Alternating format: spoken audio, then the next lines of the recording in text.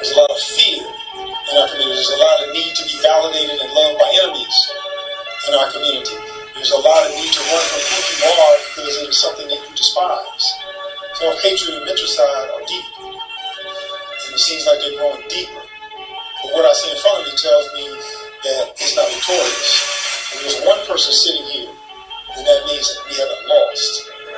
And we have a lot of work to do, and we need to focus our attention on our children, because they're the ones who are the primary targets right now on this issue and every other issue of insanity. It turns us into somebody who we are not. If we're going to win, we have to produce warriors. Initiated, student of the EY, so baptized by the warrior teachers. I'm training, learning how to shoot the gauge while you burning sage, playing video games. This message here is for the RPG brigade. Shed blood, bring peace, that's the warrior's way. Libation is the blood, sweat, and tears. EYA, Ashe, I'm bringing death to the quiz. I wanna live, so I die for the kids. Back smack gangsters coming home from bigs. Free your dome, you only hard to kill your own. A straight race traitor, the white man's clone. Burrito man, I'ma continue to plan. Choke the life out of a cracker with my bare hands. That's my word, my deed and my thought. From sun up to sundown, true warriors fought. This needs to be emulated everywhere we are at. Those people who are calling themselves warriors, well, the root word of warrior is war. And either you're playing games and trying to be a fake thug, or you really are about the business of protecting your community because you realize that we are at war. And you act like we are at war, not like we are at peace. Firm handshake, look a brother in the eye so I can tell if he fake. I can see through the disguise if he got a forked tongue, speaking disrespectful lies. I sought to Baba Baruti, respect him cause he wise. Dropping wisdom on the pages, so stand up and be courageous. Our enemies engaging with grenades and shotty gauges, with machetes, with the razors, with the stick or with the stone, or bare knuckles to their faces. Got a hatred for the races, other times are for the traitors. Won't forget about the luncheons, how they fed it to the gators. Crew gangsters protect their neighbors, perpetrators for some paper. Our secrets keep it sacred. Our legacy's the greatest, they the greatest, cause they haters, they some haters. I drop it like an anchor with the hopes that interchanges the artificial flavors. You wanna be a player while they hanging, so which team you playing for, the underdog or for the face? Warriors are supposed to be about the business of defending those people in their community. They're supposed to be about the business of making people comfortable, giving them a safe space. People say warriors are healers, and they are. Sometimes healing is that tough love thing when you gotta handle people in a particular way. But our job is to make it so that our people have all obstacles removed from their way in being African.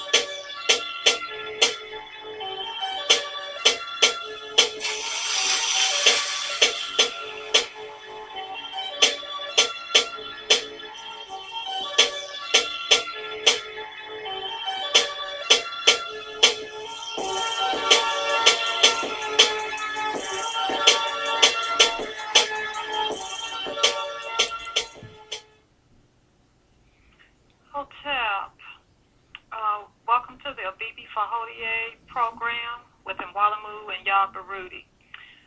If you'd like to call in with questions, the number is 760-569-7676. Participation code 948656, followed by the pound sign. Okay. Tonight's topic is reparations. And in fact, we came up with this topic. Brother Baruti asked me what we were talking about, and I was wearing a reparations t-shirt that I bought some years ago. I don't even remember where, but there's reparations at the top.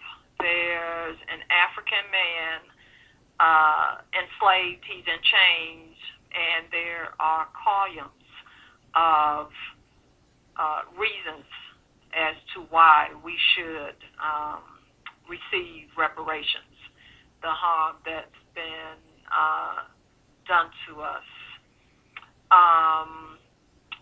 Well, first, I want to start with And I didn't think about this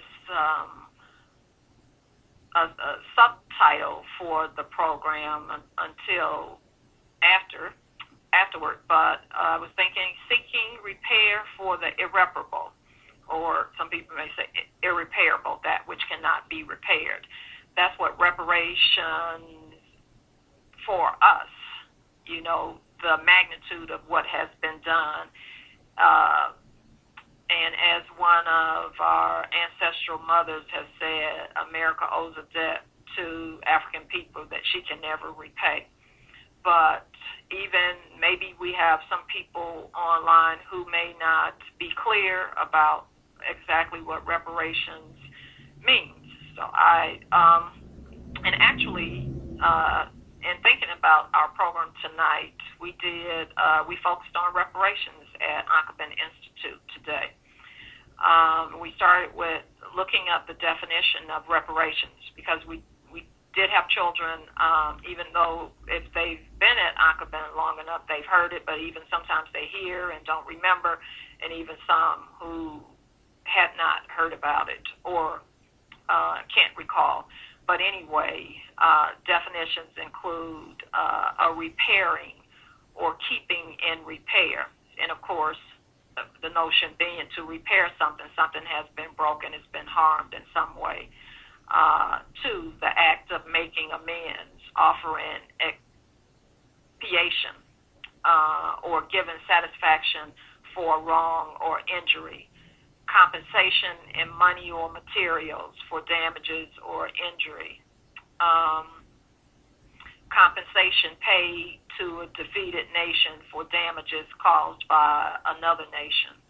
And of course, all of these things would apply to us. We don't accept total defeat, but definitely the devastation and the destruction of us as a nation is clear. And it's clear that we are old. And before I go through my list, and actually, so I used my T-shirt to come up with the list of reasons as to why, because I thought they did a good job of kind of giving an overview as to why we deserve reparations. But I definitely want to mention the organization that has been spearheading this movement in this country for some time now, called NCOBRA, which stands for National Coalition of Blacks for Reparations Association. And definitely want to mention that Queen Mother Moore worked diligently as reparations was part of her platform, what she worked toward, but also one of our more recent elders and someone, Bob Baruti and I were blessed to have actually known personally. Baba Hannibal Afrique was president at some period, but even when he wasn't president, he continued to work with NCOBRA until his transition almost 2 years ago now. But so now, of course, this is a T-shirt, so you have things are not listed in a chronological order, and I'll start with the T-shirt, and then things that are not specified in the T-shirt, or I want to add as well. But being segregated, now on the one hand, that was a good thing, but in terms of being given inferior, so the segregated schools, I think neighborhoods, that's all good for me, but the unequal finances in those cases, that went hand in hand. But segregated was on the list. So actually, that's one I have to qualify. In fact, integration, those of us who are studying our story realize it was the downfall of our sense of unity, working together, having independent neighborhoods, businesses, but in the way that it was used to inferiorize us from that perspective, segregation. Now, something on the list, raffled. prior to purchasing that T-shirt, I had not heard of our people being raffled, but that in no way surprises me because, if you murder, rape, kill, steal, raffling, auction, so that, would be minor compared to everything else you do. But when you don't respect humans as such and you treat them as animals, in fact, we have been treated worse than animals, that nothing, when we hear about things that we had not heretofore known, we should not be surprised because, apparently there is no limit to their desire to spread death, domination, and destruction. So just something new that you may not have heard of. Our forced breeding in order to bring additional enslaved people into the world to build this corrupt nation was a major part of our story. Now they will mention a few historical particulars like Dred Scott, and in fact, I stopped for a second to look that up. I knew it was one of the many things without remembering the details, but he was an enslaved African who's enslaving the monster enslaver had moved to two different states that were free, and then at some point returned to slave state, and Dred Scott, because he had lived in two free states, tried to sue for his freedom, and surprise, surprise, he lost. But it was on the list. The Ku Klux Klan, definitely, I guess most of us are familiar with that. And it's so interesting to me that in the year 2013, I just heard on the news last week or this week, another black family had a cross, this was in the state of Georgia, a cross burned in their yard. So, the Ku Klux Klan remains active, and not necessarily in their robes anymore, or you don't have to be an official card-carrying member, but that same mentality of trying to terrorize people. And the family, of course, say it. They're in their home, they glance out the window and they see fire, and so, them not being able to sleep at night, not that night, wondering, would somebody, come and set the house on fire? But, they say the more things change, the more they stay the same. The slave trade, in which Brother Baruti likes to point out, trade indicates some sense of there being things of equal value being exchanged. So it was not a trade. Africans weren't trading us. It was, kidnapping and theft on a massive scale. But that whole process, that was a major part of what Mama Rembani refers to as the Ma'afa, the destruction of us as life as we knew it and who we were as a people at that time, prior to the madness. Mutilation is on this list, and we know those of us who watched Roots, a lot of problems with that mini-series, but the good thing is if you can see the problems but focus on the positive, was introducing to people a little more insight into what happened to our ancestors. Because in general we knew, okay, they had been enslaved, slavery was bad, but Lincoln freed the slaves, and, then there was the Civil Rights Movement. But you got to see Kunta Kinte, in that case, foot being cut off. So that would prevent him from running away, but wouldn't prevent him from, being of service as an enslaved African. Being auctioned, and of course, and that's something definitely parents, it is available. In fact, we purchased it years ago so that we show it to the students, not every year. Ideally we do it every year. Sometimes the schedule didn't permit, but even the same students watching it over, because we want visual images can be very important, and definitely they're much more vivid and more impactful than just, reading a traditional social studies book, or even reading African American history book by someone who does a better job than the standard school books. But having visual images, makes the world of difference. Being branded, like as animals were when we were enslaved. And unfortunately, and I saw this in college and teaching on college campuses, are young people branding themselves, with Greek insignia, the Greek letters of their fraternity.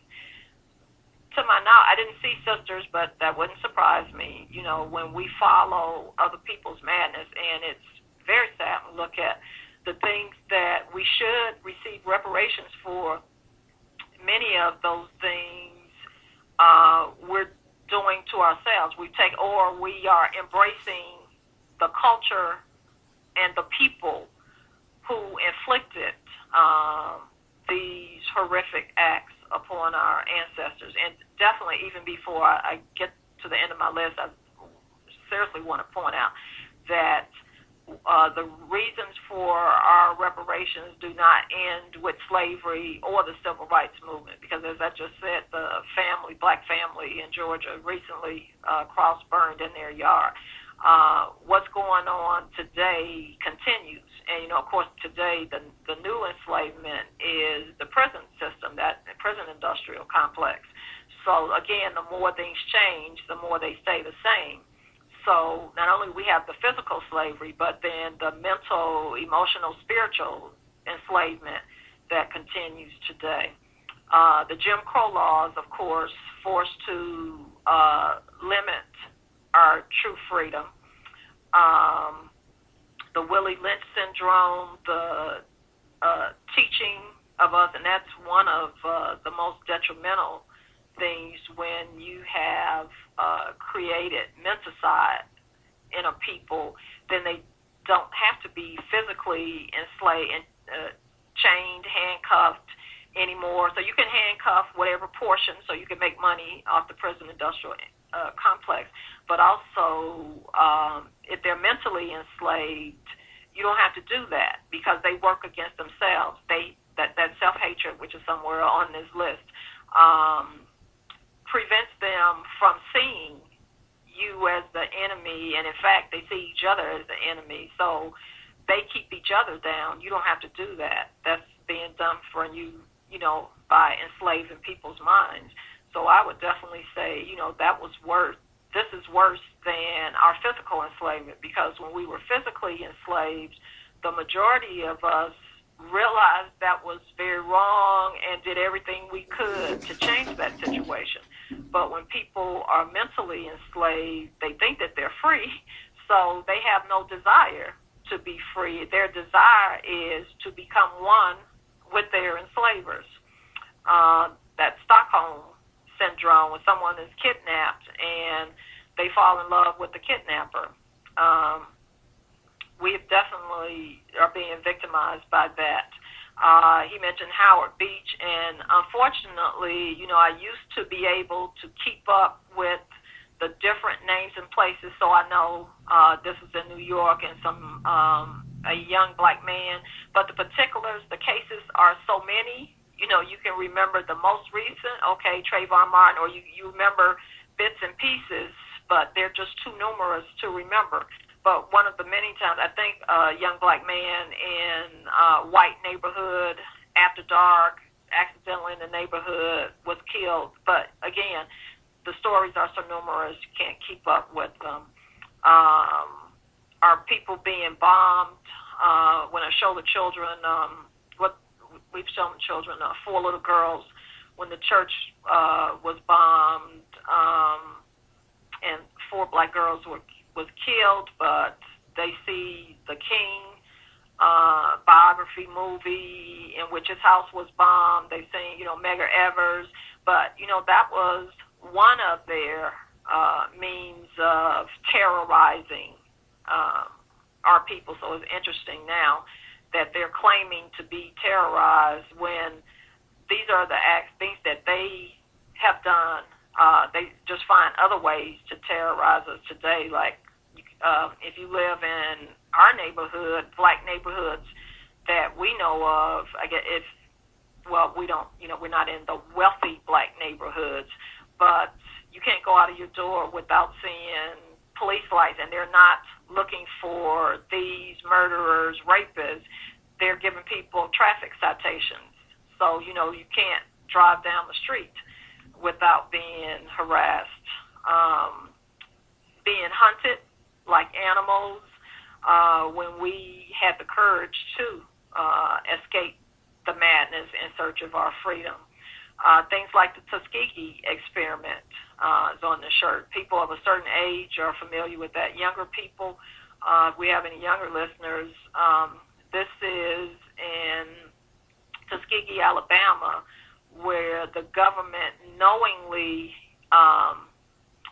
did not treat black men who had syphilis in order to watch to see what would happen to them, but all the while telling them, they were giving them placebos. They're given medicine, but the whole goal was to see the effects of syphilis. And unfortunately, there was a black nurse who was involved with that. And, again, surprise, surprise, how we participate in our own genocide, knowingly in many cases, but also unknowingly. So those Negroes who would kill every African-centered black person in order to keep him or herself, as a house Negro, getting the crumbs off the table, that madness continues. Emmett Till was mentioned. Parents, if you have children, if you haven't shown them the picture, all you have to do is Google it, and the pictures come up. We recently showed our students again. We want to, whenever his name comes up, and that one of the good things about the computer, something, we need to be reminded of. And in fact, speaking about our menticide, the reason Emmett Till came up in class that day, I read an article about, I think it's Lil Wayne, one of the rappers, has an allusion to Emmett Till in one of his songs, totally being disrespectful. This young man was murdered and, using it as something. I can't even remember. I can't keep up with the madness. But, and someone told me, this is not somebody who's clueless and he's just heard this name, that whoever this rapper is, I think it was Lil Wayne, but he knows who Emmett Till was, but has no problem, that we can make jokes about something that's very serious. 13-year-old boy visiting relatives in Mississippi in the 50s and was accused of whistling at this white female, and they come and take him from his family that he's visiting, their home, and kill him and throw him in the river. And when they find him, his body is bloated beyond recognition. His mother could only identify him because he was wearing his ancestor father's ring. But, the picture of his bloated body was a major factor in the civil rights movement, because his mother gave permission for that. Instead of hiding, keeping his body covered, the world got to see. And that picture is a good symbol of who they are as a people. And, this was a 13-year-old boy, so of course, their treatment of our people. Sharecropping, how it was a misnomer because there was no sharing. It totally exploited our people, and that it was a new form of slavery, that you weren't physically handcuffed or chained on a plantation, but you could never get out of debt because you were being cheated. So, and people are familiar with that. Rodney King is mentioned, and that was just another something, we have from time to time visuals that really help us for a moment, sometimes because we quickly forget. But watching him being beat down by several officers, and they have him down, and they just continue to beat him. Unlike Trayvon Martin, we hear the story, but you don't have the visual, and it wasn't to the same degree, say, as these police officers. Looking as if they're trying to kill him. And then, you see the mental side in him. Can't we all just get along? Can you get along with your enemy? I don't think so. Kidnapped is on this list, and of course, that was the beginning for our ancestors who were brought over here. Of course, we know we were colonized on the continent, but that was a major part in our story of the ancestors who came over, the kidnapping, and of course, along with that, not specified on my T-shirt, but that went hand in hand with the beatings and the murders and the rape. Rape is on the T-shirt. They mentioned the Missouri Compromise, and that's part of the battle between the North and the South in terms of what states would no longer allow slavery. But for those of us with a clue, we recognize they were brothers, two sides of the same coin, having disagreements, but that we found out, those of us who migrated to the North, fleeing, the segregation, the Jim Crow, the fear and exploitation of the South, found another version of it, in the North. Clarence Thomas is on the list. Supreme Court Justice who only thing identifies him as black is his skin. He doesn't even have respect for his own family members. I remember years ago him demeaning his sister publicly because she was on public assistance. But, with his white wife and his embracing of the European way, no surprise. And then, of course, his becoming a Supreme Court Justice, was perfect in terms of us having overcome, a different justice from Thurgood Marshall, the first black one. Are being tortured, that was daily life. We are today in different ways. Bull Connor, one of many, just one name, he an association with a vicious law enforcement officer, whatever, public safety commissioner, whatever he was in the South. But, just one of many, and just one whose name we got to hear in the Civil Rights Movement, or when we read about that period of time. Amos and Andy. Now, of course, the black comedy today was a black comedy. Ridiculing us, the stereotypes, and black people were so upset. But, we have different versions of that today. Black comedy, unfortunately, it's built on the stereotypes in one way or another. Because, of course, we don't own the media.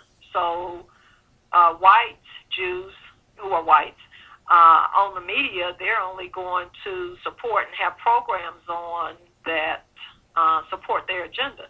So I remember one black drama on over the years, and unfortunately I grew up as a TV watcher, and they snatched it off very quickly. Now, I don't have cable, so I don't know, but I still, and Soul Food, I've heard of that, haven't seen it because I don't do cable, but anyway, it's those are rare. Now, these reality shows, comedies, whenever we're being stereotyped in negative ways, those shows, are in abundance. Poll taxes, which interesting, that was the past, a way of trying to prevent black people from voting.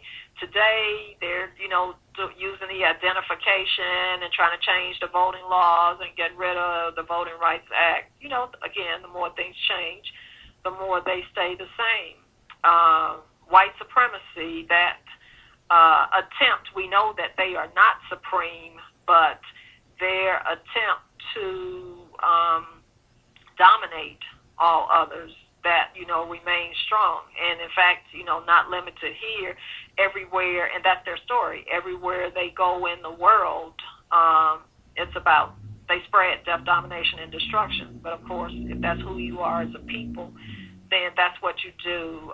The fugitive slave laws, again, a specific reference to the period of time we were enslaved, which meant it wasn't enough to just be able to escape your plantation and go into quote-unquote free land, because there was a fugitive slave law, which meant that you could just be caught and be taken back. So, and that's part of our story of us having to go to Canada, having to, literally leave the country in search of freedom. Now, rape is on the T-shirt, but I definitely pointed out to the students this morning, and this wasn't the first time Baruti and I point out to them, we hear about the rape of the women, and even, the mixed children that resulted from those relationships. So it was clear that the women were raped, and we know Sally Hemings, that a famous story, raped. So, how can a teenage girl be a mistress of President of the United States, Thomas Jefferson? But so we know girls and women were raped, but knowing, as we learn more about who they are, and we learn that they are homosexual, then I'm sure it's only logical. Homosexuals who are raping today, why would they not rape? They rape their own children, so why would they not rape the black men? And of course, they would have to have help, but they have the mob mentality, so they would be able to do that. Are people being bought and sold as if they were animals? A major reason that we are owed reparations. And, the Holocaust, Mama Remba uses the term Ma'afa, which translates the Great Destruction, but the whole experience. Mentioned on the T-shirt, infiltration. Of course, COINTELPRO, the part of the FBI whose job was their counterintelligence program. It was designed to find and destroy any black organization or individual or organization that was working toward helping our people. And of course, they were able to divide it by infiltrating, destroy. Fred Hampton killed in his apartment by someone having infiltrated, destruction of the Black Panthers, but any African Liberation Army, any group that wanted freedom for us. And of course, we still get infiltrated. So I'm sure for all of us who are still fighting for our reparations, our liberation, that there are those among us, if we're perceived in any way as having some impact on our people, that there are those who are pretending, to support what we're doing, but they're working for the government. And how many people would do it for free, because, again, menticide. The experience of slavery, of course, and, and I'm still going down my list, the Middle Passage, and, of course, Bob Rudy likes to talk about that term is so, such an understatement as to what happened to us, because it denotes none of the terror and horrors of what happened. And hopefully Baba will mention, I don't have it in Toriasi. Okay. I don't have the term in front of me. the so-called Tulsa riots, and Rudy was telling the students today, the so-called riots were, like in Tulsa, those were riots, and the Red Summit, those were riots against black people by white people in their efforts, their jealousy at us having a strong economy in our neighborhoods, and they're forcefully taking what belonged to us. And even when the so-called riots where we were rebellion, something else, Barbara, we pointed out to the students many times, those were rebellions, making that distinction. But even when we were forced to do that, we were being forced, because that's not who we are, versus terrorizers, that's who they are. The lynching's a prime example of that. How clearly, okay, you snatch someone up, lynch them, and of course, and FYI, if anybody doesn't know, women and children were also lynched. There is a book, unfortunately, the authors or the compilers, because it's a book of pictures, Without Sanctuary. When we bought the book, we didn't know it's by two white homosexuals, but the pictures of lynchings is something good, again, like Roots, the visuals our children need to see, because it's one thing for you to tell them, oh, so many thousand of our ancestors were lynched. It's another thing when they actually look at the book, and in that book, many of the pictures come from postcards that were made. You know, when you travel today, you buy a postcard, you send it home and let your friends know the sites that you're seeing, your family members. They would send it to their family members. Like one picture I recall, there's a son who sent this postcard to his mother, and he said, I was at a barbecue last night, your son, Joe, something like that. But so there's a picture of a black man who has been lynched, but also his body had been burned. And if we have any young listeners, so that was part of it. They wouldn't just hang you. They would hang you, maybe castrate you, as well as set you on fire. And sometimes, setting us on fire even when we were alive. And there are pictures of that. So the book is good, Without Sanctuary, from that respect. Hate supporting financially supporting by buying the book, but I think it will be worthwhile. Our children, we at least need to have it in a family. So if it's one in the family, then everybody's children and grandchildren, we could make sure that they see. But we need to see that. Once I found out who had done the book, and I realized what's going on, homosexuals helped to support black issues, so that when it was their time, when America was ready for them to come forth with their movement, they would have support. So there's always, an ulterior motive. But sometimes in their ulterior motives, even problems with Roots. But if we can use it for what we need, for our teaching purposes, but also, informing our children, okay, so these pictures, what we need to do, we don't then fall in love with or, fight for the rights of homosexuals because they did this book. Where was I? The ghettos is on the list. Now, and that's interesting, we have complained about them because, of course, putting people in unlivable conditions, but what's going on now, they're getting rid of public housing, so it's bad enough when you have poor substandard housing, but you're putting people in a position where they have no housing, and it's practically illegal, depending on where you live, to be homeless, because it's illegal to sleep on the street or sleep in a public park.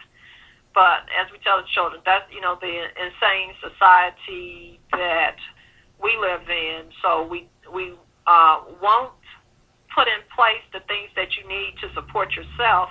But if you find yourself without support, we're not going to support you, but we will penalize you.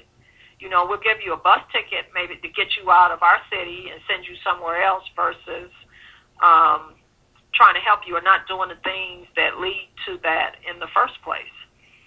Uncle Tom is on here and had to explain to the students. Uncle Tom, people of a certain age have heard that, but refers to a character in Uncle Tom's Cabin, written by one of those liberal-hearted whites who wanted slavery to end. But the notion, the title character is Uncle Tom, and his character is a good servant to the white family that he serves. So, you know, we use that for black people. I think now we've moved past Uncle Tom, and which is a masculine denotation, and we just say Negroes, those people who love white folks more than life itself. And in fact, I was just looking at a quote by Nana Omawale Malcolm X, who said, if there's anything I hate worse than black men who love white women, it's black men who love white men. So, but today, that, you know, it's all rolled up into one.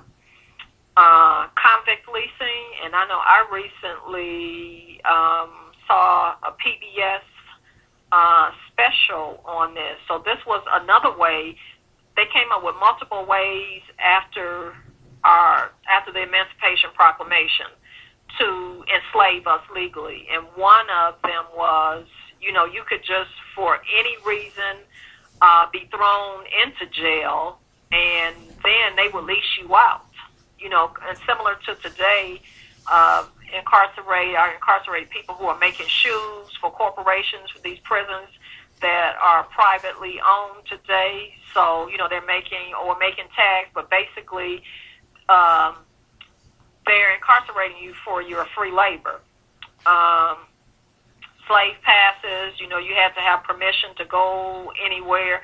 But as we move toward, if we're paying attention, we look around, we're living in a military state, and they're gradually increasing that, and then they come up with these news events that frightens people, so it allows them to be more accepting. So, and it's interesting. So, black people are afraid of terrorists, but they're not afraid of the U.S. government, the people who are truly terrorizing them in their own neighborhoods. But it's the slave passes, you know, different forms of that, like the restrictions in terms of your travel and having to have ID for everything. You know, it just continues in a different format. Bloody Sunday, part of, you know, one of the many stories of the civil rights movement,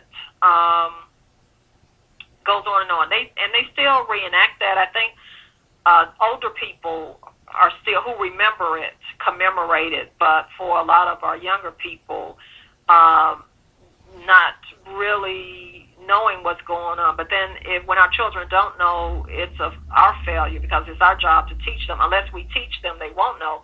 If we send them to public schools, they're definitely not going to know. But again, that comes back to us knowing our story and making sure we pass it on.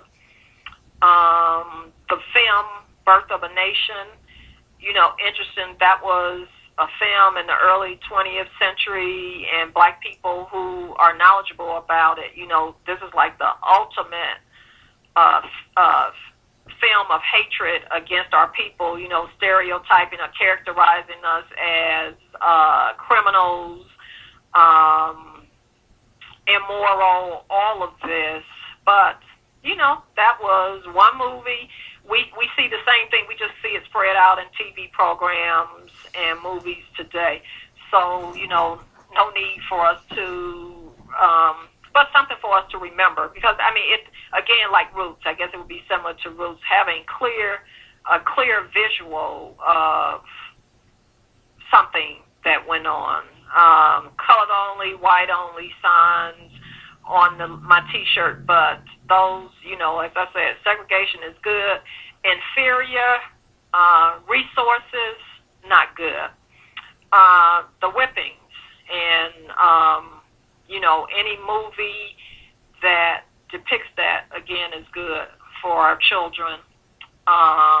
being disenfranchised, not being able to vote, the laws that we would receive 40 acres and a mule. We're still waiting on that. That was the original, what originally was supposed to be our reparations. And even the land that we bought, we worked hard and bought ourselves.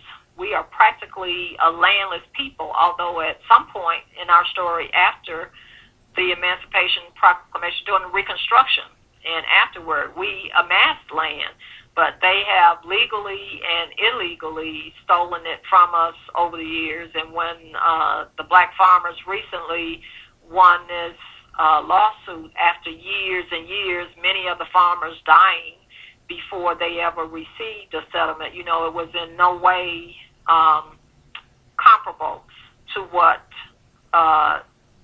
they should have received. But again, reparations is just trying to repair things that can't be repaired. But of course, there is no sincere attempt on their part to repair, because of course they want to say, it wasn't me, I shouldn't be penalized for what my great-great-grandparents did.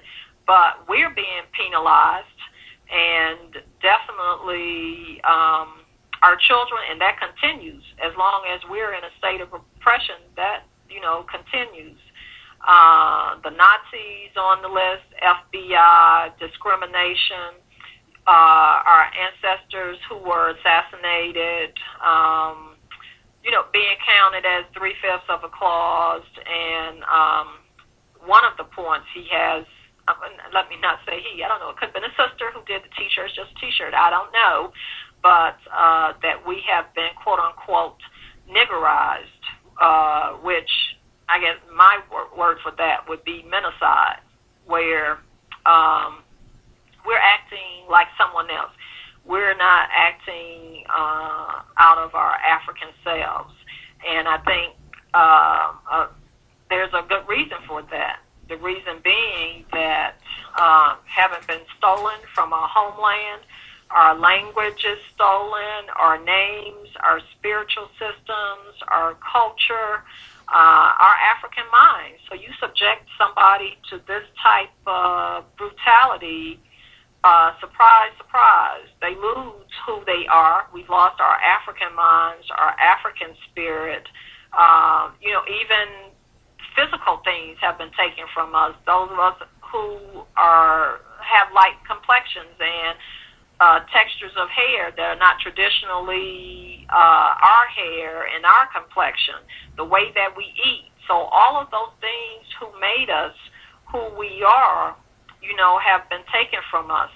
And definitely would like to say that it's interesting. We're told to forget how important that is. And the Jews who own the different forms of media, they're constantly telling their people never forget. And to this day, they're hunting down men in their 90s, whatever. They will never forget, never forgive.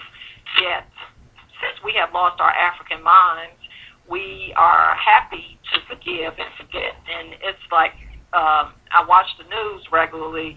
Whenever something is done to our people, for example, the number of different brothers who've been falsely convicted of crimes that they didn't do, serve 20 or more years in prison, the first thing that comes out of their mouths is they forgive the people.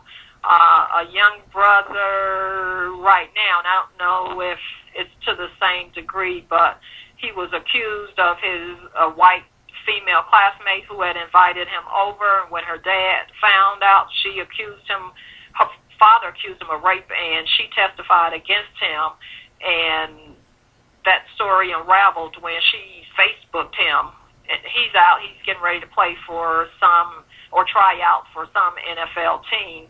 But nonetheless, people can destroy you, and we have been so taught to forgive. Now, we definitely don't want to be like Europeans, but in the respect, just the perspective of, never forgetting. We should never forget or forgive.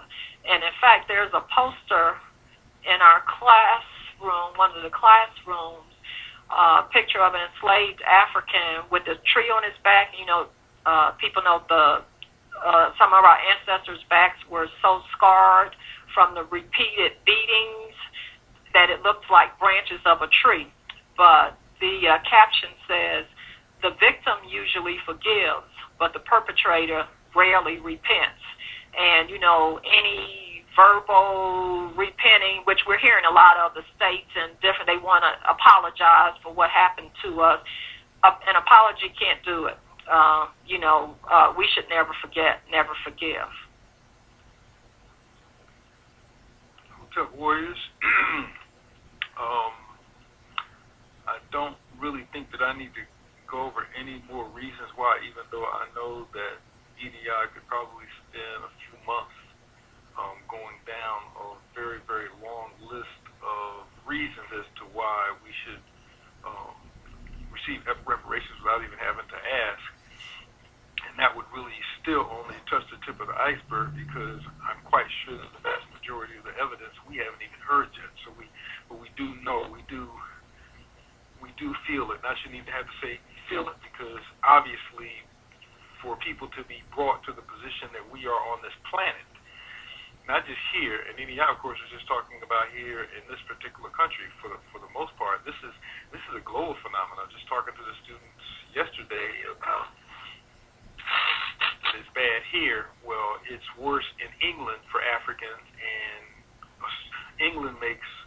Australia makes England look like, well, I shouldn't say Disney World, because that's faggot orientation, but it makes it look like paradise relative to here. There's a reason why drug addiction is so high, particularly crack, among young Africans in Australia. Why suicide is so high there is not funny. So even though we're sitting here looking at each other, knowing that this is a serious, beyond serious front line, and that we are in horrible shape relative to the state of sovereignty that we were and that we aspire to, we have to understand that this is not just here. This is a global phenomenon. There's a reason why there's a Black Panther Party in India.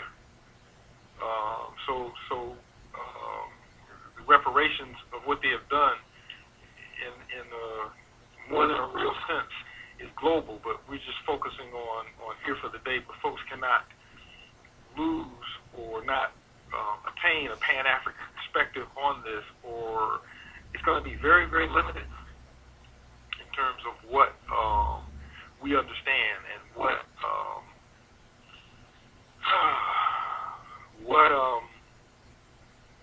we demand. This is not something that we need to ask for. This is something that we demand. When you talk about the Japanese and you talk about the European Jews, they didn't ask. There's a very strong correlation between the power of the motherland and the treatment of their children in other places. The Japanese begin to receive reparations from the United States. They receive reparations from Los Angeles. They receive reparations from the state of California, and they receive reparations from the federal government of this country, because the United States had become a debtor nation to Japan. It's because America was feeling all wonderful, and white folks said, okay, well, we did bad, let's give it a No, they saw what Japan could do to them financially, and suddenly they realized, we might need to do something in terms of reparations for the Japanese that we interned during World War II. Same thing applies in terms of European Jews, as they became a global power as a ethnic group within the European nation. So there's a strong connection. We can even look back to the 1960s and really 60s and 70s in terms of the decolonization of African nations and our treatment here. It started with just only us doing this work, picketing and all the rest of the stuff, which obviously doesn't phase Europeans unless it hits them in their pocket. And even then, they figure it's not going to last for that long. And once they give into this, then we'll say okay, and then they can screw us in some other way. So a lot of what we received, if you want to call these things that we received, because you have to ask who's asking for these things also. I wasn't a sub-integrationist asking to be allowed into their swimming pools or into their schools or any of the rest of that. One of the main reasons why we received is because these African nations were liberating themselves from European power, and Europeans were concerned about their ability to continue to steal resources from the continent if the Africans there saw their brothers and sisters being treated like crap, if you will, all around the planet.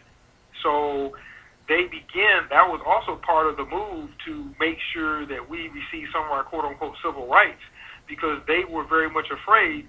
And then as soon as, if we're paying attention, as soon as neocolonialism was strongly in place, then those civil rights began to erode in terms of the vast majority of us. Those of us who hadn't found a way to sneak into their bedrooms, the rest of us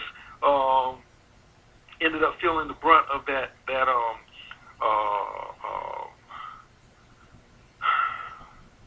white supremacy, aspirations of white supremacy, the continued destruction, the continued genocidal destruction of African people. So when I look at reparations, I just have a bunch of questions, because my responsibility for this presentation was supposed to be how much. Yaa's presentation was supposed to be about why, and I was supposed to come on and identify how much. But every time I think about this, I keep coming up with questions. I don't come up with answers. I'm not coming up with figures, and I've seen figures in the trillions, the billions, the trillions, and all the rest of that. But I keep coming up with questions because mainly when you're talking about these figures that people give, it's mainly based upon economics. It's mainly based upon the income of what Africans would have made. So you'd have calculations like, well, if Africans in today's income had been on plantations doing this kind of labor, then they would have been receiving so many dollars per hour. And since there were 12 generations and so many years involved in the enslavement of African people, that times 5-day work weeks or 7-day work weeks, usually 5-day work weeks, minus or not minus taxation, then that means that African people should receive so much money, and this money should be divided up amongst all the Africans who exist in the country. These are the economic calculations. To me, those are weak. Those are the ones that they want us to pay attention to. Those are the ones that they want us to stay focused on, the same way they want us to stay focused on what happened on the slave ships instead of what happened in the dungeons, where more of us died, many more of us died, many more of us were murdered than on the slave ships. So they have us, when they're caught in the trap of having to admit or acknowledge that they were involved in the destruction of African people, then they look for that aspect of that destruction, which leaves them looking the least guilty. So they want to look at that part of the reparations when they want to look at it. And obviously they don't want to look at it very hard, and too many of us are fighting for them not to look at it. When they do look at it, they're looking at that part of the reparations which would cost them the least. And what would cost them the least, believe it or not, is that income. When we look at the court cases today, we look at their court system, and we have to use that as a model. It's the same thing when we say, when you have these Europeans running around today saying, "Oh, well, I wasn't involved in the enslavement of African people. I didn't have a plantation. I wasn't directly involved. That was my, great-great-grandfather or great-great-great whoever." When we look at their court system, we see that the person who receives stolen property receives the same sentence as the person who stole the property. So they would receive the same sentence as. So they have to keep us focused on the folks who, quote-unquote, physically did this, and at the same time, we have to look at how their courts work, how their court systems work, what they look at. And when you look at what's going on or has been going on for a long time in lawsuits, a good percentage of the money, usually more than for the actual damage itself, is the money that is sought and collected for damages. That's for pain and suffering. That's where most of the money comes in court cases, for the pain and suffering, not for the car that was dented all up, or the house that was damaged, or for whatever property was hurt or destroyed. Most of the money to whoever wins the case comes in the form of pain and suffering.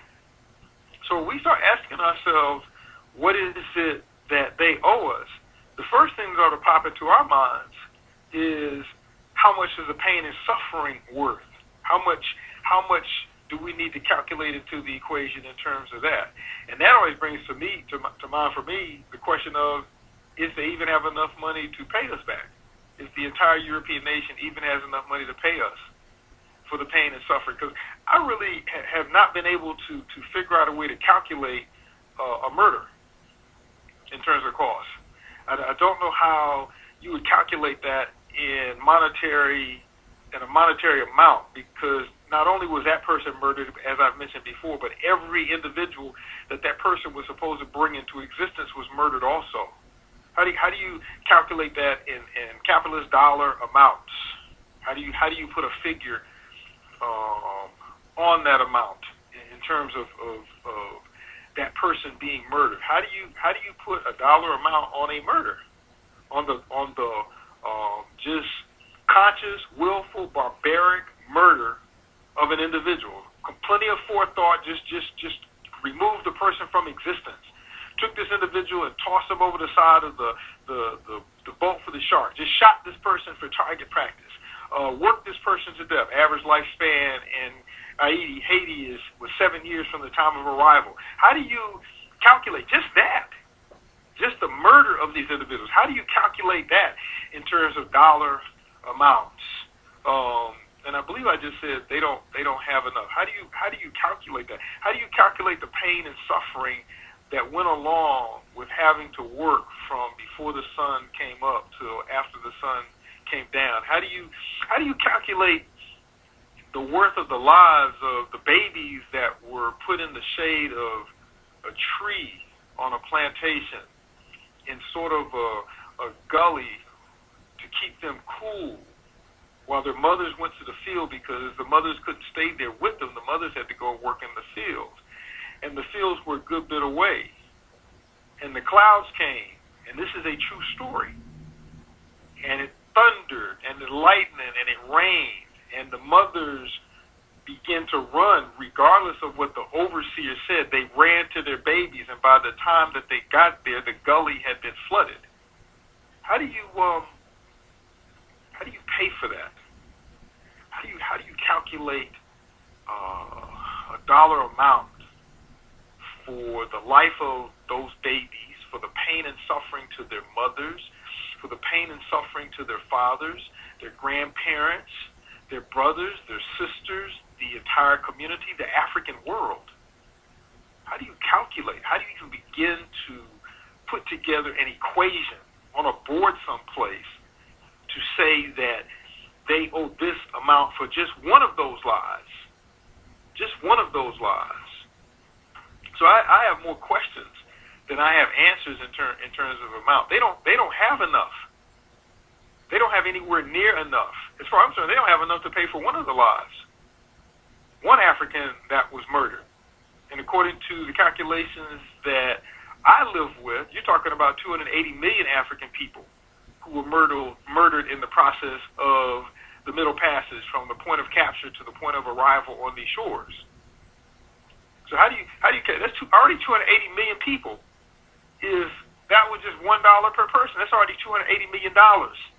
And we know that lives, just the lives themselves, will be worth so much more. And then we can begin to talk about the pain and suffering involved.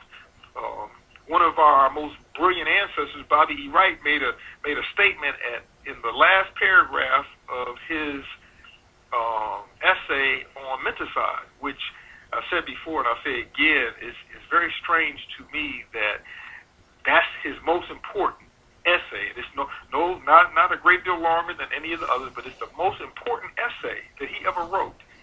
And it's the essay that explains that concept of menticide, and it didn't make it into that short book, Menticide,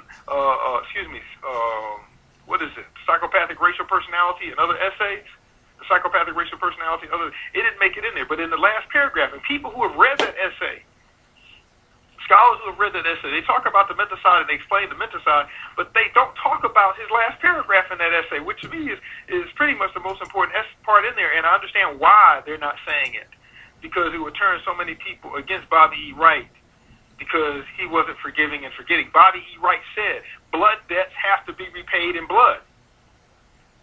He said blood debts have to be repaid in blood. He didn't say some of them. He said blood debts. We have to realize this is. I'm trying to figure out also how are you going to repay the universe? Because this is a crime not just against African people. We're in a real sense we're secondary. The primary victim of this destruction of African people is the universe. The universe was unbalanced. The universe had cracks put in it. They made the universe unbalanced. How do you pay that back? I don't know. Maybe Bobby E. Wright is correct. Well, no, I'm not. Maybe I know he's correct because everybody else goes along those rules except for us. Everybody else understands that blood debts must be repaid in blood. We think that blood debts must be repaid in prayer. Blood debts have to be repaid in blood. So how do we calculate how many Europeans need to be removed? Because that would have to be part of the reparations. If we want full reparations, now if we want just partial piecemeal reparations, if we want bits and pieces here and there, if we want a few dollars, if we want a Cadillac, if we want to have tuition paid in a college and then end up going to work for them and be the best consumers in the world so they can get back 100,000 times as much as was paid for the college tuition, if we want real reparations, not reparations that come from the U.S. government that is taken from our tax dollars, so it's paid back, what we put in is what's paid back to us, like in the cities where cops kill black males and it's done wrongly and it's proven wrongly. Well, I shouldn't say it's done wrong. It is done wrongly. And it's proven wrongly in the courts, and the parents win the case, and they're awarded a settlement of, $1.2 million for the life of their son. In these cities, what pays either for the policy in terms of the monthly payments for that policy or the cash amount that's given to those people is paid out of the tax dollars of the people in the city, and the people in the city are black folks. So we're paying for this murderer to murder us. And then we'll get a little change back. So where is the money for the reparations coming from? This has to come from them. It can't come from us, our tax base. These are things I understand why people don't talk about it. I understand why they can't talk about it. But people don't want to talk about where is this money supposed to come from? If it was cash, where is it supposed to come from? We're the largest per person taxpayer in this country. When you control for income, we are the largest tax-paying group in this country. So the vast majority of the money, just like the vast majority of the money that built the European empire in the first place, came from our backs. So they did it to us, and then we pay ourselves for them doing it to us. Something is wrong in that equation. Something is really, really wrong. So I ask people to ask some serious questions. I can't imagine Europeans paying African people any reparations of significance. I didn't say that that's not something that we should fight about. I said I cannot imagine these arrogant children saying, okay, well, not only are we going to correct this, because we got to remember when you're talking about forgiveness and forgetfulness, then you have to not only correct for what was done wrong, you have to stop doing it. And they're so far from stopping doing that. I mean, in any sector that you want to look at, whether you're talking about labor, whether you're talking about diamonds, whether you're talking about the media, whatever you're talking about, they're not about to stop doing what they're doing to us because this is how they live. This is not a pastime. This is not just avocation, something they do on the side. We are their meat. We are their food. So even if they say, well, we're going to go on a diet, so we don't eat so many of y'all, you still haven't stopped. You still continue doing what you're doing. So reparations, I mean, in order for reparations to have any meaning, they have to stop what they're doing. And to stop what they're doing is suicide for them. It would be over. They could not continue doing what they do without that. So to me, there's so many larger variables than just a check that the vast majority of us are going to, and I know everybody's heard this before, but the vast majority of us will give back to them within a matter of days with the latest shoes, car, chips, homes, anything but books, of course. Oh yeah, computers. Yeah, we definitely have to have the latest in computer technology to play games, not so that we can communicate better with each other or have constructive discussions instead of engaging ourselves and tear down meaningless, distracted debates. So how do we place a value? How do we place a value on that? I mean, I guess a good exercise would be for you to look at your spouse, your compliment, or look at your newborn child, or your little girl, or your little boy, or your mother, or your father, or your best friend, the guy or the girl who's standing on the front line right beside you, and figure out how much money, if they disappeared right now, how much money would compensate for their life and for the pain and agony that you would feel for the rest of yours. And then, I guess, multiply that by 12 generations and even further back with the assault and what's going on with you relative to them.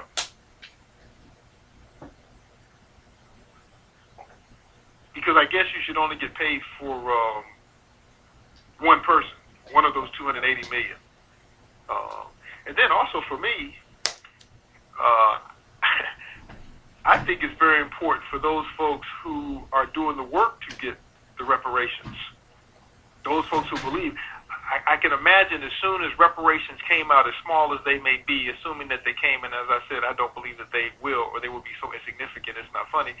I can see on the day that they're handing out the checks, every Negro in America who has been fighting against this, who is sleeping with the enemy, who is doing everything in their power to destroy any African who even thinks about working for the liberation, empowerment, and sovereignty of African people. They'll be elbowing each other, kicking each other, biting each other, tackling each other so they can get a line to get their check. So for me also, there has to be a way to determine who really should be receiving this. And I think that that's something that's important. I think that should be part of the political equation.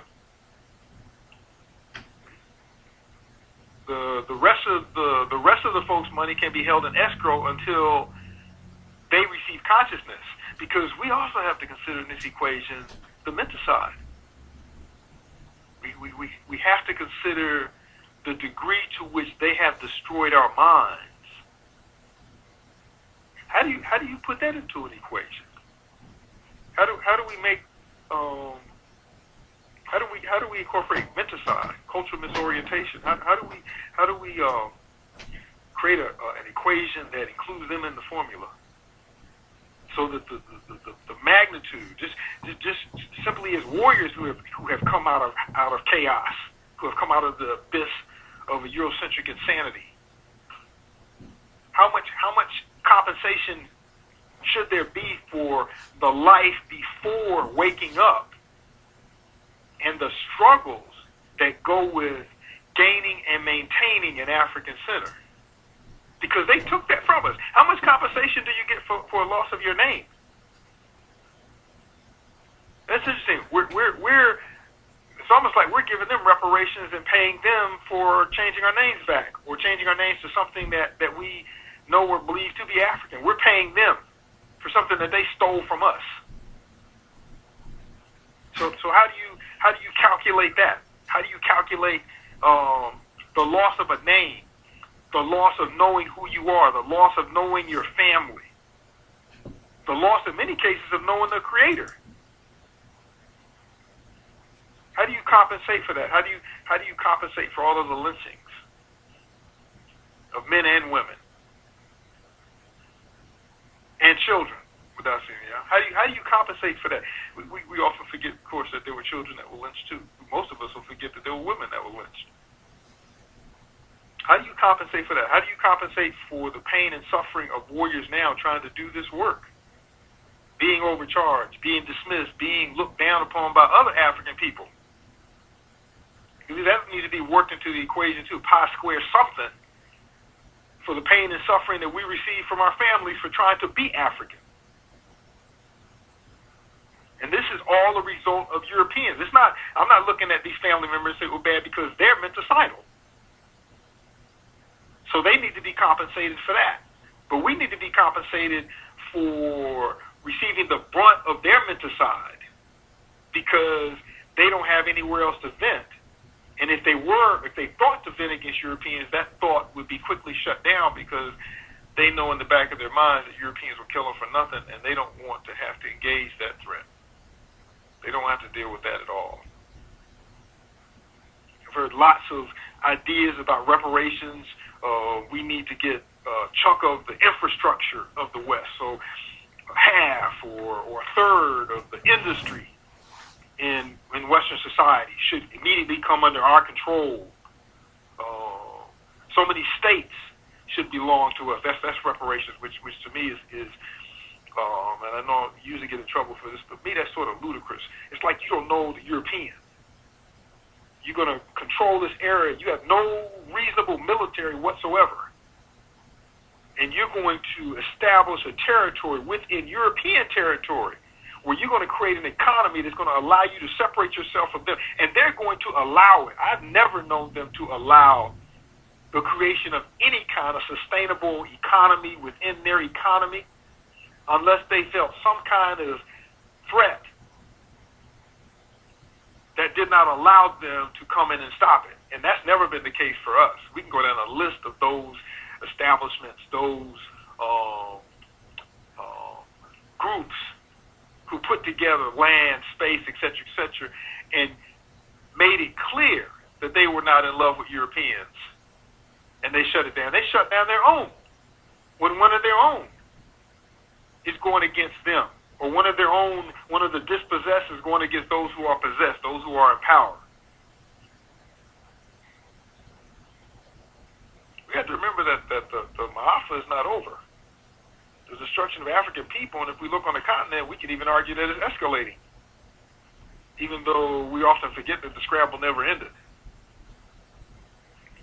So how do you make reparations for all of the children and adults who died of starvation in so many different African countries? How do you compensate for that? How do you compensate for the removal of the Tasmanians from the planet, period? Where there are no more of them. They don't exist. How do you compensate for that? How do you compensate for the killing off of an entire group of people, entire group of Africans? How do you make amends for that? Now, I know how Europeans will make amends for that. If it was their own, then they would be about the business of finding a way, if it took them a zillion years, of finding a way to remove the people who removed them from existence. They would find a way. And the historical record shows that they did this over and over and over and over and over again. I don't know of any situation where there were a group of Europeans who were killed. And of course, in 99% of these cases, it was because they were somewhere that they didn't need to be, and they were manufacturing laws that the people who they were dealing with didn't know about, and then when they did something that they shouldn't have been doing, then they cried foul. But regardless of how these Europeans were killed, and I would argue that all of them were killed justly, there is no situation I'm aware of. Somebody would have to bring that to me, that I'm aware of, where Europeans didn't retaliate with murderous intent, where they went about the business of trying to kill any and everybody there. Reminds me of, you see them in the movie, and I know this isn't a discussion about the murdering rage of Europeans, but what was the name of that movie? The Usual Suspects. where the guy who was the bad guy in the movie, in the end, you discovered that this guy, nobody could find him, nobody could see him. These guys wanted his territory, and they came in and took his children and raped his wife, and they were in his house, and when he came in the door, they shot one of his children and maybe shot another, what have you, and this guy is standing there, and he shot two of them. They said now he wanted to show them what courage or what have you was about. So he shot his wife, his other children, and then shot two of the guys and told the other one to go give a warning to these people. And then it said he went and killed them, killed all of their relatives, killed all of their business associates, killed everyone who they did business with, and then disappeared. That's the European. That's the European mindset. Our mindset is to, as Eni was saying, walk out of prison after we've lost our lives. Not just part of it, coming out with maybe $10,000, maybe a small lawsuit, and saying, oh, I forgive the people who did this to me, who are never going to see a second inside of prison, who are never going to receive any quote-unquote justice. People do this to us, and we pray to have their sins forgiven. This is the model. I'm a firm believer in Bobby E. Wright's philosophy. That's part of it. But until you correct it in such a way that people do not dare to touch you, to touch your children, to touch your people, until you are in a position to do that, the money's not going to do you any good. Because they can come and take your money. Eminent domain, they can come and take your home. You go buy your new $400,000, $400 million home, and they can come and take it tomorrow. Talk about eminent domain, or the bank can take it from you, or your records can get lost. You don't operate the information system.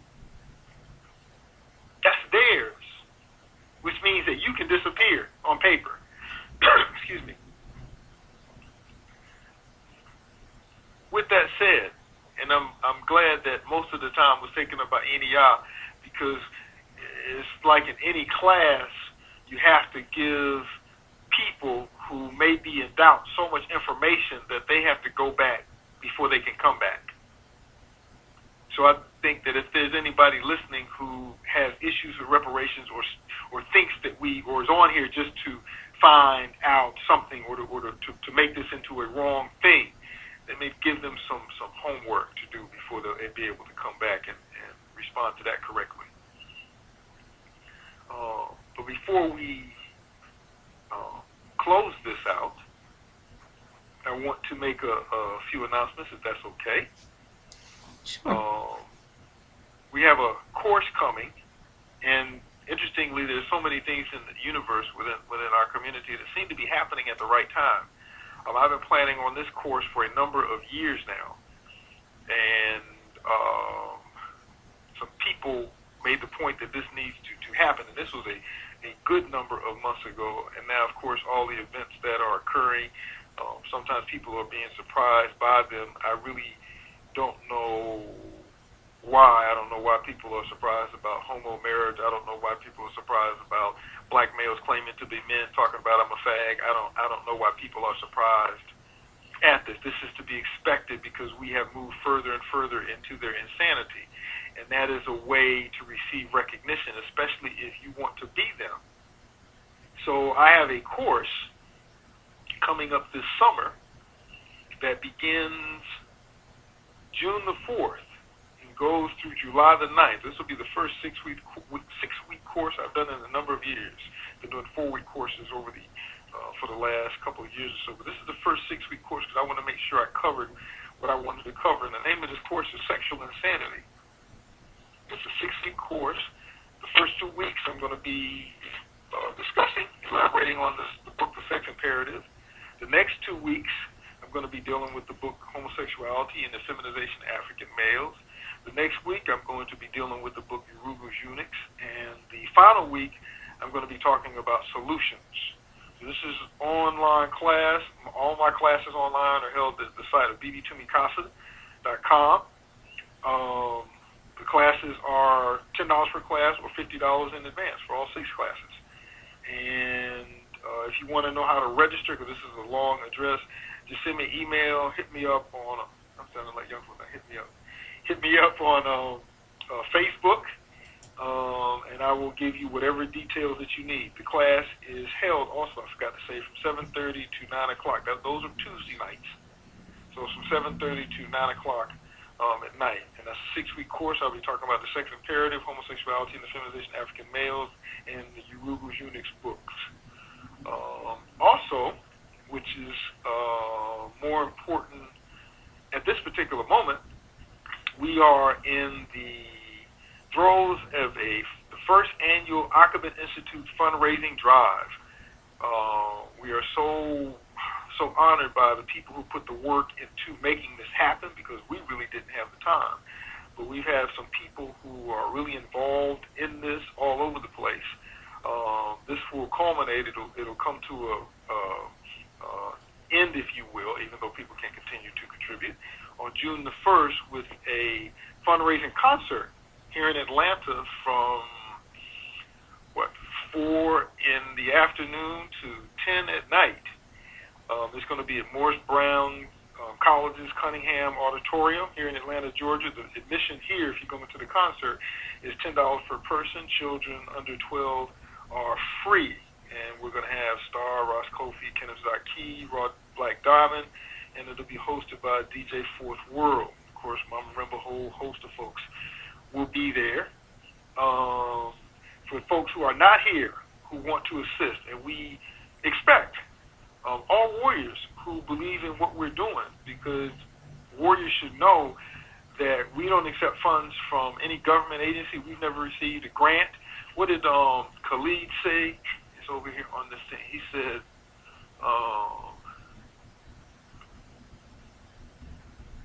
I don't want to work in corporate America. I don't want no grant. I don't want them to finance me. I don't want them to fund me. All I want to do is give him hell all the days of my life. That's what Khalid Muhammad said, and that's pretty much my philosophy too. So we expect warriors who say that they're warriors, who are acting like warriors, to assist us. And by assistance, we mean anywhere from $1 to whatever the sky's limit is. Often folks think that when it's not in a large amount, $50, $75, $100, $200, that they're not doing anything. $1 helps. $1 buys pencils. $1 buys paper. $1 does a lot of good. So anything that you are able, and we don't want people to pull out more than they're able, anything that you are able to assist us with will be helpful. And if we operate as a community and everybody's giving what they can to assist us, then we will at least come close, if not go over, what we need to do the work that needs to be done here for this year.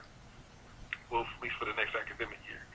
If you want details, if you want to see what we do here at Akabin Institute, there is a YouTube video. Just, I guess, Google and Mwalimu Yaa Baruti, or go to YouTube. I have a YouTube channel. Go there, and there's a presentation about Akabin Institute here. There's also a short video, spell Akabin, A-K-O-B-E-N, A-K-O-B-E-N, Institute. And she has her parentheses, plug in Akabin Institute fundraiser, and it will take you to that video. Also, there are things posted on my Facebook page. Also, just email me if that's what you want to do. You can also go to PayPal, and on PayPal, if you want to go straight PayPal and do your thing there, then the email address on PayPal is yaabaruti@yahoo.com. That's YAABARUTI@yahoo.com. And of course, we have levels of donations. So if you give a donation of $20 to $49.99, then we send you in a BB Fahodier band, which I really like these bands. They're nice. Excuse me? Oh, BB Fahodier meaning, in one side it says a BB Fahodier, and the other side it says African Liberation, which is what a BB Fahodier means. If you donate or contribute $50 to $74.99, you get a band and a copy of my book, Sesh. If you donate $75 or more, you get the band, you get a copy of Cess, and you get a copy of Message to the Warriors. So we're looking forward to reaching our goals. We're looking forward to assisting the community so that we can do our work for the community, for the front line, better. So with that said, I think it's time for us to go. In fact, I have less than a minute to go here. We definitely appreciate you all beyond fundraising, beyond anything, because without the Warriors, it's a waste. It's really a waste. And as some folks think about reparations, they know that it's something that we more than deserve for the reasons that NEI gave, plus thousands of more. And they will think about what reparations should entail. Because it can't just be money or what have you. So I need to get the phone back to NEI. So. One closing thought. Of course, as been said, they can't repair us, but the work that Ankabin Institute is doing, and all of you, whatever work you're doing, wherever you are, this is how we repair ourselves. We've been injured by others. They can't and won't repair us in any way. We have to repair ourselves and supporting each other. You know, whether we go into black businesses, our institutions, that's the reparations that we can count on. We can't count on anyone else. The person who injured us is not going to be the person who heals us. It's our nation building work. And on that note, we like to say, Bibi Fahodie, family. African liberation. The assault against African-centeredness is increasing in size and magnitude. There's a lot of fear in our community. There's a lot of need to be validated and loved by enemies in our community. There's a lot of need to run from who you are because it is something that you despise. Self-hatred and mentricide are deep, and it seems like they're growing deeper. But what I see in front of me tells me that it's not victorious. And there's one person sitting here, and that means that we haven't lost. And we have a lot of work to do, and we need to focus our attention on our children, because they're the ones who are the primary targets. But on this issue, and every other issue of insanity, it turns us into somebody who we are not. If we're going to win, we have to produce warriors. Initiated, student of the EWA, so baptized by the warrior teachers. I'm training, learning how to shoot the gauge while you burning sage, playing video games. This message here is for the RPG Brigade. Shed blood, bring peace, that's the warrior's way. Libation is the blood, sweat, and tears. Ibaye, Ashe, I'm bringing death to the quiz. I wanna live, so I die for the kids. Back smack, gangsters coming home from bids. Free your dome, you only hard to kill your own. I'm straight race traitor, the white man's clone. Farida, man, I'ma continue to plan. Choke the life out of a cracker with my bare hands.